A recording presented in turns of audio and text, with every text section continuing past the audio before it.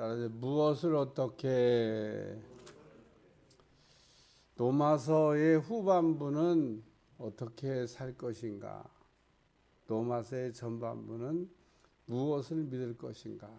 그래서 우리가 무엇을 어떻게 믿는 것도 잘해야 되고 사는 것도 잘해야 되는데, 사는 것을 잘하기 위해서는 우리가 늘 왜 사냐라고 하는 그 질문을 이렇게 던져야 됩니다. 그래서 왜 사냐고 물을 때 답이 딱 나와야 돼요. 왜 사냐고 이렇게 물으면은 세상 사람들이 흔히 대답하는 그 유치한 말 한 가지가 있습니다. 한번 따라서 먹고 살려고 한다. 아주 대답 중에 그 아주 제일 유치하고 수준 낮은 대답입니다. 그러면서도 또 가장 현실적인 것 같기도 하고 또 그냥 원초적인 질문 대답인 것 같기도 하지만, 그 마태복음 6장 3절 너희는 먼저 그의 나라와 그의 의를 구하라. 그리하면 이 모든 것을 너희에게 더하여 주시리라. 군대에 가면 제일 먼저 가르쳐 주는 게 있습니다. 아마 세월이 변했어도 앞으로 군대가 없어지지 않는 한 똑같은 거를 가르치지 않을까, 그런 생각이 듭니다. 군대 가면 제일 먼저 가르쳐 주는 게 뭔지 아세요? 옷 입는 거 가르칩니다. 아니 평생 옷 입고 살았는데 무슨 옷 입는 걸 가르치냐 그러는데, 군대 안 가시는 여자분들은 이해가 안 되겠습니다만, 첫 번째 그 세상에서 입고 왔던 옷을 싹 벗깁니다. 지금부터 옷을 다 벗는다 실시 그러면 팬티만 남겨놓고 싹 벗어가지고 보따리에다 싼다 그래갖고 그냥 다 넣어가지고요, 그 팬티만 남겨놓고 신발까지 다. 나중에는 팬티도 갈아입어요. 그러니까 어쨌든 싹 싸가지고 그거는 이름 주소 씁니다. 그래갖고 보내. 그래갖고 그걸 받는 엄마들은 다 울어. 아들의 그 입었던 옷이 다 오니까. 그리고 군대에서 지급하는 군복이라고 하는 옷을 이렇게 갈아입힙니다. 그래서 옷을 입을 때 자, 옷 입으세요 그러는 게 아니에요. 자, 지금부터 옷 입는 법을 가르치겠습니다. 그래서 아마 옷 입는 법을 제가 배웠던 기억이 나는데, 지금도 아마 그거는 변함이 없을 겁니다. 그 군대가 없어지지 않나 그것부터 가르칠 겁니다. 아니 나이가 20살이 넘도록 옷 입고 살았는데 무슨 옷 입는 걸 가르치냐.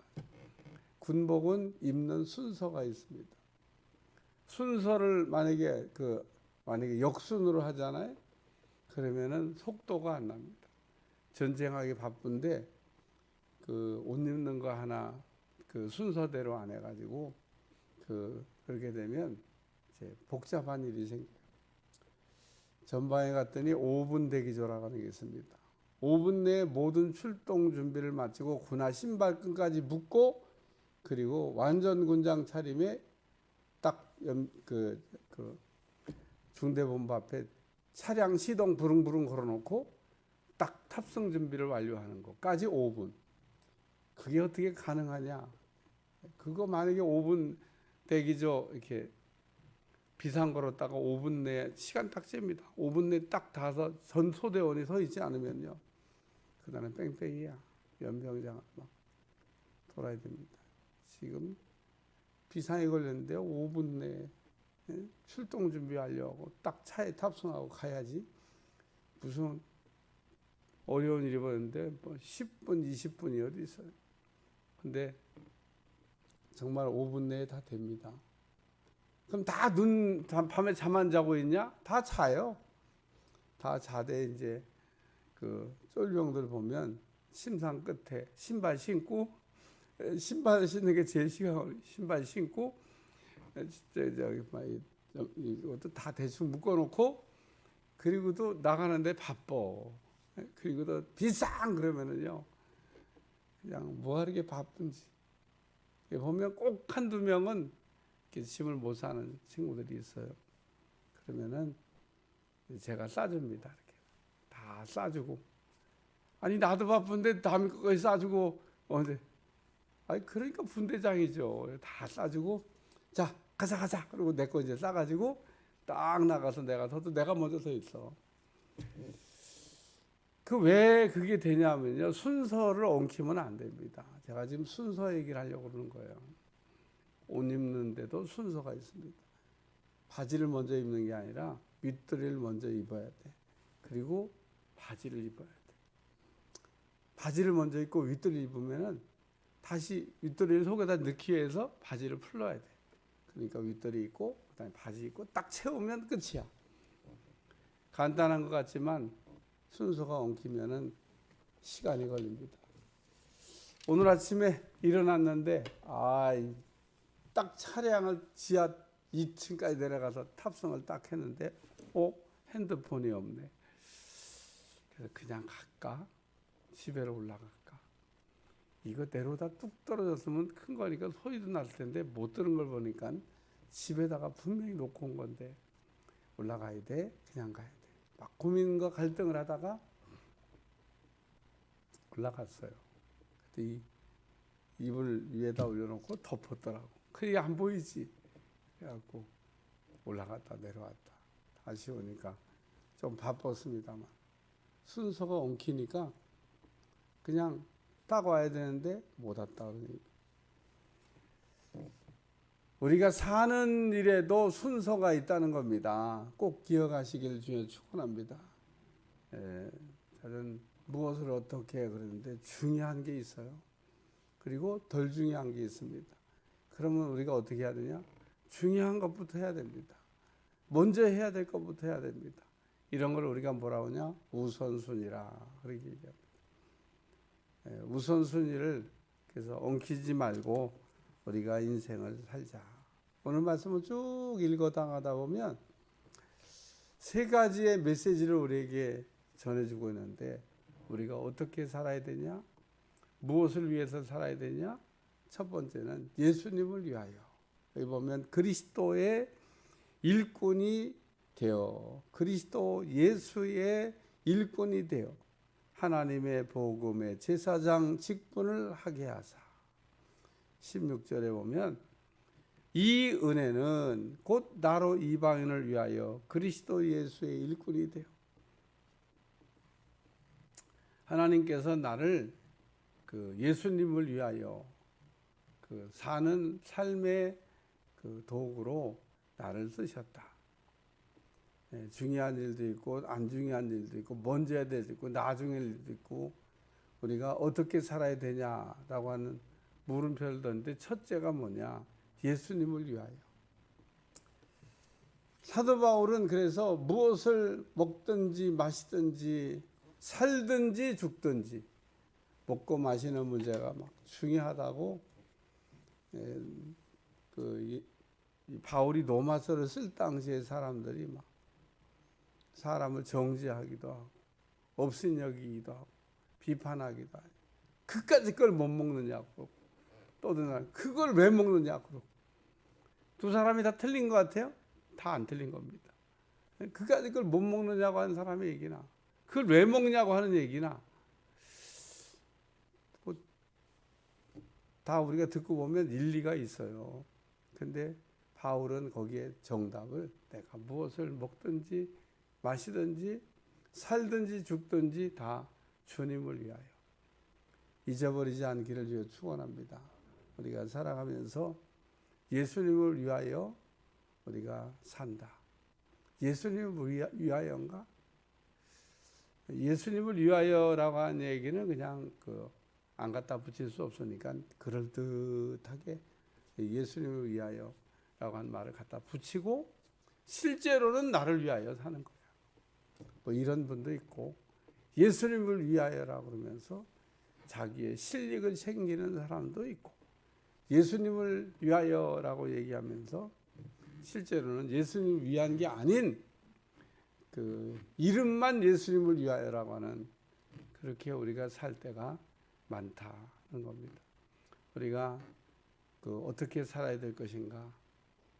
뭐 말할 거 없이 예수님을 위해서 살아야 되죠. 오늘 예수님을 위하여. 그 우리가 읽어나간 말씀 가운데 로마서 14장 23절 의심하고 먹는 자는 정죄가 되었나니 이는 믿음을 따라 하지 아니하였기 때문이라. 믿음을 따라 하지 아니한 것은 다 죄니라. 그래서 우리는 예수님을 위하여라고 우리가 이름표를 붙일 때는 믿고 해야 되는 일이다, 그런 얘기입니다. 두 번째 말씀은 그 18절에 그리스도께서 이방인들을 순종하게 하기 위하여 나를 통하여 역사하신 것 외에는 내가 감히 말하지 아니하노라. 그 일은 말과 행위로. 그러면서 이방인들을 순종하게 하기 위하여, 순종하기 위하여, 순종하는 그것을 우리가 위해서 살아야 된다, 그런 겁니다. 순종하는 일을 잘 못해서 참 높은 지위를 얻었다가 참 하나님이 세우신 것을 오히려 후회하고, 우리가 세움, 은혜 받는 거가 어려운 게 아니고, 세움 받는 거가 어려운 게 아니고, 은혜 받은 다음부터, 세움을 받은 다음부터, 우리가 그 다음부터가 사실 중요한데, 첫째도 순종이고, 둘째도 순종이고, 셋째도 순종이고, 그 중세 때는 수도원이 많이 생겼고, 수도원에 들어가면 은혜를 받는다는 얘기들을 이렇게 들으니까 뭐 구름대같이 벌떼같이 조금 은혜 받으려고 하는 사람들이 수도원을 향해서 들어갔는데, 어느 날 프란시스라고 하는 유명한 그 성자라고 하는 이름이 붙여 있는 프란시스에게 어떤 사람이 제자가 되겠다고 찾아왔습니다. 프란시스가 저 배추밭에 가서 배추를 거꾸로 심고 오세요 라고 얘기했습니다. 프란시스가 미쳤다. 배추를 어떻게 거꾸로 심냐. 배추를 거꾸로 심는다는 거 무슨 얘기인지 아시죠? 응? 뿌리가 하늘을 향하게 그렇게 갖다가 밭에다 다 심어놓고 오라는 겁니다. 그렇게 만약에 명령을 제가 만약에 내렸다 그러면 교인들에게 지금 일하러 왔는데 그것도 밭에 가서 일하러 왔는데 배추 심으러 왔는데 배추를 밭에다가 심어야 돼서 왔는데 배추를 거꾸로 심으세요 그러면, 글쎄 여러분들은 네 그러고 가서 배추를 거꾸로 심고 오실런지, 아니면은 우리 목사님 미쳤다, 이번에 건축 한번 하더니 제정신이 아니시다, 아니 어떻게 배추를 거꾸로 심으라고. 그래서 그렇게 얘기하는 사람이 하나 있을 거고, 또 한 사람은 용감한 사람이잖아요. 목사님 따지는 거죠. 이제 말도 안 되는 배추를 어떻게 거꾸로 심으라고 그러냐고, 말도 안 되는 얘기를 왜 하시냐고 그러면서 따져 물은 사람도 있고, 또 어떤 사람은 에이 저기 뭐 일도 말도 안 되는 일을 시키는데 그래도 가서 우리 하자 그러고 순종하는 사람도 있을 거고. 그래서 여러분은 어디에 해당되는지 모르겠어요. 이 제자가 되려고 했던 사람은 따져 물었습니다. 아니 배추를 어떻게 거꾸로 심느냐고. 지시를 하셔도 제대로 지시를 하셔야지. 프란시스가 배추를 거꾸로 심느냐 안 심느냐 보다도 더 중요한 거는 순종입니다. 순종 테스트였다는 거죠. 불합격했어요. 아마 그 수도원에 못 들어갔을 겁니다. 오늘 하나님은 우리를 이렇게 부르셔서 순종하라고 얘기하는데 참 신앙생활 해보면서 말 안 들어요. 순종이 쉽지가 않습니다. 순종하는 거 어떻게 보면 간단한 일 같은데 말만 들으면 되는 거잖아요. 목사님 뭐라고 얘기하면 아멘 그러고 말만 들으면 되잖아요. 그리고 목사님이 무슨 말씀을 하든지 그대로 한다. 뭐 그런 마음으로 와가지고 물어보면 뒤끝이 없죠. 왜냐하면 그냥 순종하려고 했던 말이니까. 예. 어쨌든 오늘 우리가 살아가면서 순종을 배운다는 거, 그 굉장히 중요한 일입니다. 한 번은 우리 학생 수련회 떠나야 되는데 대형 버스가 준비가 안 돼서 교회가 난리가 났어요. 전도사가 수련회를 준비하다가 버스를 미리 맞춰놓고 준비를 하고 해야 되는데, 출발을 하려고 딱 당연히 될 줄 알았던 대형 버스가 운전기사가 없어서 못 뜬다는 겁니다. 그래서 제가 그러면은 저 영어를 2번 갔다 와라. 아침 일찍 학생들 태우고 한 차 싣고 가서 내려놓고 다시 와가지고 또 한 차 싣고 그러고 가면 될 거 아니냐. 뭐 그래야지 차가 가야지 그 아이들을 뭐 어떻게 버스 태워서 갈 수도 없고. 그랬더니 네. 글쎄 그렇게 얘기하는 담임 목사의 명령에 네 하는 거가 쉽지 않은데 네 하더라고. 그리고서 제가 알아봤죠. 명령을 해놓고 대형 버스가 왜 안 가냐. 그랬더니 다 뭐 사정들이 있고 여름 휴가 잡아놓고 뭐. 그때 최동무장도 내가 가라고. 갑자기 그냥 부부가 휴가 계획을 바꿔갖고 영월로 대형 버스 끌고 갔죠. 그러니까 그 상황이 바뀌었어요. 그래서 버스 2대로 2번 갔다 오려고 네 그랬는데 제가 알아보고 대형 버스 간다니까 그거 타고 갔다 와라. 입이 턱에 걸려가지고 똑같이 순종인데 저는 합격하고 순종했으니까 얼마나 차이. 그러니까 오늘 우리가 하나님이 순종을 이렇게 요구하실 때 순종 테스트에 합격할 수 있기를 주님 축원합니다. 세 번째는 복음 전도를 위하여란 말씀입니다. 사도 바울이 예루살렘으로부터 두루 행하여 일루리온까지 그리스도의 복음을 편만하게 전하였노라. 그래서 바울이 어떻게 살 것이냐? 복음 전도를 위해서 산다. 그 사람에게 소식을 전해주는데 나쁜 소식을 전하는 사람도 있고 좋은 소식을 전하는 사람도 있는데 복음을 전해준다고 하는 것은 굉장히 좋은 소식을 전하는 겁니다. 보네포 목사가 죽기 직전에 봤던 환상 얘기 지난 주일날 한번 했잖아요. 꼭 미친 사람이 운전하는 것 같이 차를 몰고 가기 때문에 유태인을 세상에 600만이 넘는 사람을 죽이는 그런 한 사람을 보면서 저 사람을 제거해야 되겠다. 히틀러를 죽여서 없애버려야 되겠다. 그래서 히틀러 암살단의 협력자가 되고 일까지 했던 보네포 목사. 사전 발각돼갖고 잡혀서 죽기 직전에 환상을 봤는데, 이 히틀러가 하나님 앞에 섰는데 그냥 구구절절 구차한 얘기를 하더래요. 누가 나한테 복음 전해준 사람이 있었냐는 겁니다. 안 전해줘서 내가 몰라서 지옥이 이런 줄 알았으면 내가 안 왔죠. 내가 지옥이 이런 줄 알았겠어요. 히틀러도 제일 싫어하는 일이 한 가지 있었다고 하잖아요. 그 사람만 나타나면 히틀러도 막 도망 다녔대. 그래갖고 이거 사실인 것 같아요. 저도 뭐 TV에서 히틀러에 관한 얘기 이렇게 하다가 뭐 하는 걸 봤으니까. 누구를 제일 무서워했냐면 치과 의사. 나도 치과 의사가 제일 무서워.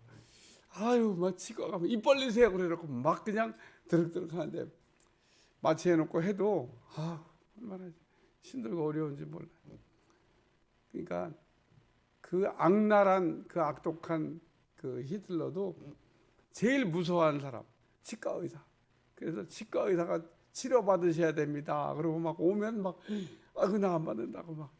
오늘날도 어려운데 그때는 얼마나 더 어려웠겠어요.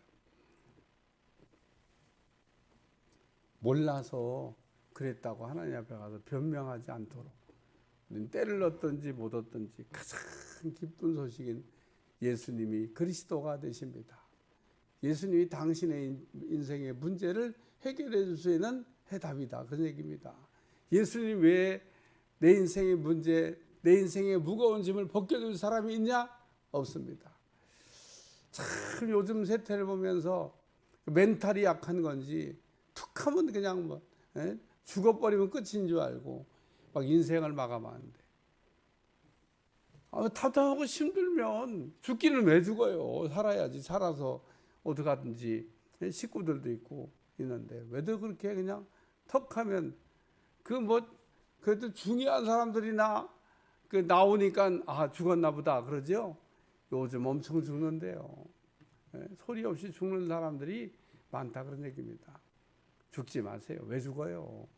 살아서 조금만 더 버티면은 영광을 볼 수 있는데, 오늘 이 설교를 듣고 있는 분도 혹시 죽으려고 생각했으면 죽지 말고 살아서 하나님께 영광을 돌리시기를 축원합니다. 왜 죽음을 선택하냐? 복음이 없어서, 기쁜 소식을 못 들어서 여기가 나는 이제 소망이 없다. 그럴 때 사람이 죽는 거거든요. 소망을 가지고 있는 사람은요 절대 죽지 않습니다.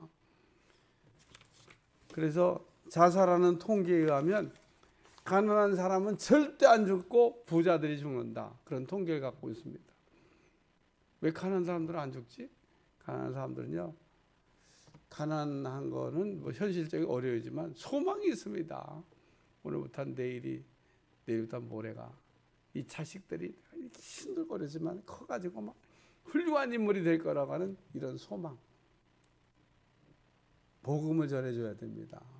내가 어떻게 해야 구원을 받겠습니까? 주 예수를 믿으라. 그래야만 너와 내 집이 구원을 받을 것이라. 어려운 우리 인생 앞에서 우리가 어떻게 살 것인가? 복음으로 살아야 되죠. 오늘 예수님을 위하여 우리가 살아야 되고 순종하기 위해 살아야 되고 복음 전하기 위해서 살아야 된다. 우리의 삶의 목적입니다. 가장 중요한 일입니다. 이를 위하여 승리하는 여러분들이 꼭 되시기를 축원합니다.